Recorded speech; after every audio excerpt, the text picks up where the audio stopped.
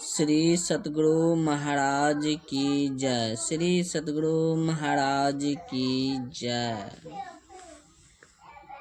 परमात्मा का विधान अटल है।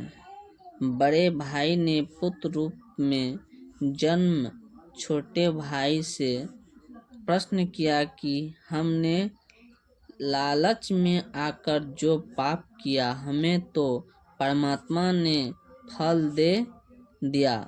जिस उद्देश्य के लिए आपकी जान ली थी वह 8 एकड़ जमीन गई तथा अन्य संतान है नहीं। यह शेष जमीन कोई और ही लेगा। हमारा तो नाश हुआ सो हुआ, यह तो होना ही चाहिए था। परमात्मा ने न्याय किया, परंतु जो लड़की आपकी पत्नी रूप में आई है, इसने कौन सा अपराध किया है जिस कारण से यह सती प्रथा के तहत आपके साथ जिंदा जलाई जाएगी। इसके साथ भगवान ने अन्याय किया है।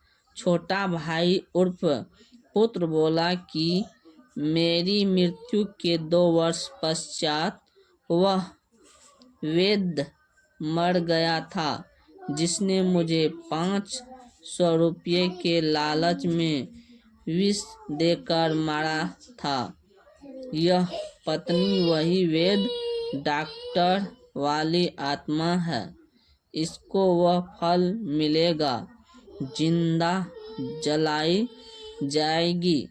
उस समय सती प्रथा जोरों पर थी। पति की मृत्यु के पश्चात पत्नी को जिंदा उसी चिता में जलाया जाता।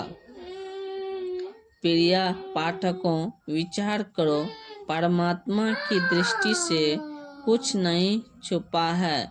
जैसा करेगा वैसा भरना पड़ेगा। प्रत्येक परिवार इसी प्रकार संस्कार के कारण एक दूसरे से जुड़ा है। कोई पूर्व जन्म का कर्ज उतारने के लिए जन्मा है, कोई पूर्व जन्म का कर्ज लेने जमा है। उदाहरण के लिए, पिता ने लड़के को पढ़ाया, शादी से 2 दिन पहले दुर्घटनाग्रस्त होकर मर गया। वह अपना कर्ज पिता से लेने आया था। बेटा जवान हुआ, कार्य करके निर्वाह करने लगा। पिता रोगी हो गया, लाखों रुपये लगे, व्यर्थ रहे, मर गया। जब पिता पिछले जन्म का कर्ज लेने आया था, कुछ देने आया था, लड़की का विवाह किया। 2 वर्ष पश्चात लड़की मर गई। बहुत दहेज दिया था। वह दामाद पूर्व जन्म के ऋण के बदले में लड़की भी ले गया और धन भी। वर्तमान में जो किसी के साथ धोखा करके धन हड़प लेते हैं, वह धन अगले जन्म में दामाद बनकर वसूलेगा। परमात्मा का अटल विधान है। बुद्धिमान को संकेत ही पर्याप्त है। उपरोक्त केवल कथा नहीं है, यह हकीकत है।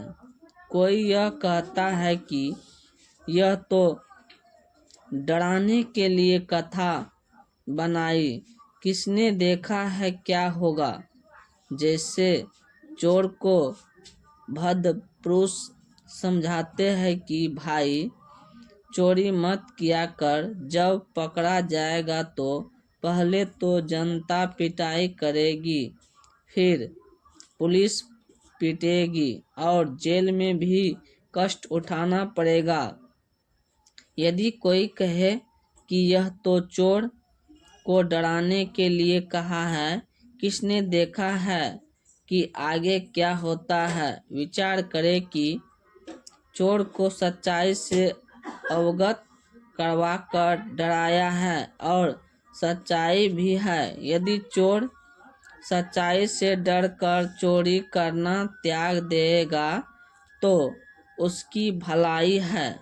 यदि कहेगा कि किसने देखा है आगे क्या होता है, उसके साथ वह सब गुजरेगी जो पहले बताई गई थी। इसी प्रकार जो उपरोक्त कथा को केवल समझाने डराने के लिए ही मनाएगा तो दुर्भाग्य होगा।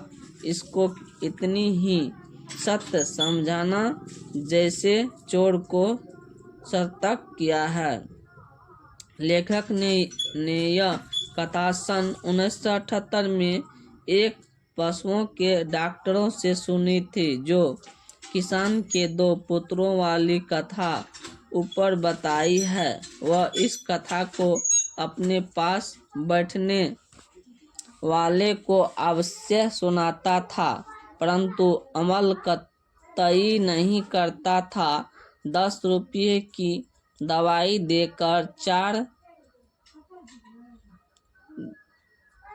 के इंजेक्शन लगाकर 200-300 रुपये वसूलता था। फिर शाम को मिलता तो अपने कारनामे भी बताता था कि यदि कम रुपये लूँगा तो भैंस वाला यह समझेगा कि अच्छी दवाई नहीं दी। भैंस को स्वस्थ तो 10 रुपये की दवाई से ही हो जाना था। विचार करें कि ऐसे व्यक्तियों की कथनी और करनी में अंतर है, तो उनके द्वारा सुनाई इन कथाओं का अन्य पर कैसे प्रभाव होगा। संत गरीबदास जी ने कहा है कि यह बातें कहन सुनन की नहीं है, कर पढ़ने की है, यानी इन पर अमल करना चाहिए।